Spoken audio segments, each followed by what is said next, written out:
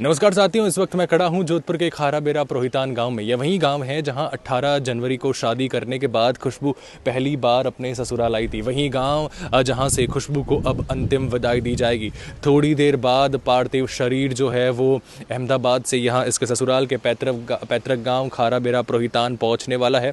और उसी गाँव में उसी घर के बाहर हम खड़े हैं जहाँ से अंतिम यात्रा खुशबू की जो है वो निकलने वाली है। बहुत ही भावुक पल, भावुक क्षण है कि लगभग 5 महीने पहले यानी 18 जून की अगर बात की जाए, 18 जून को अब 5 महीने पूरे होंगे और 18 जनवरी को शादी करने के बाद पहली बार खुशबू जो है वो अपने ससुराल आई थी। ससुराल के बाद जहां अभी हाल ही में उनका निवास स्थान पाली है वहां रहने लगे और फिर जो है लंदन जाने की तैयारी कर रही थी। 12 जून की बात है, लंदन निकलने वाली थी। 1:38 पर खुशबू की फ़्लाइट ने उड़ान भरी और 1:40 पर जो है एक इतना बड़ा हादसा हुआ जिसमें सैकड़ों लोगों ने अपनी जान गंवा दी।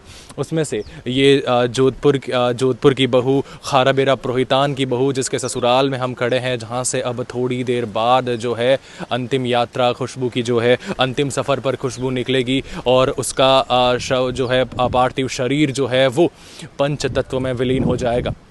फिर से कह रहा हूँ कि भावुक क्षण है। एक बहू की अंतिम विदाई, एक बेटी की अंतिम विदाई, एक बहन की अंतिम विदाई ऐसी जहाँ से लौट कर वो वापस नहीं आ पाएगी। सिर्फ रहेगी तो खुशबू की यादें। यहाँ जिससे भी बात करने की कोशिश की, उन्होंने बताया कि हाँ, हम उनकी शादी में शामिल हुए थे, हमने उनकी शादी देखी, हमने उनकी खुशियाँ देखी और आज पूरे गांव में जो है वो मातम पसरा हुआ है। एक वो घर जिस घर में 18 जनवरी के बाद खुशियाँ आई थी, एक वो घर जिसमें लगातार खुशियाँ थी, एक वो घर जिसकी बहू अब अंतिम विदाई लेने वाली है।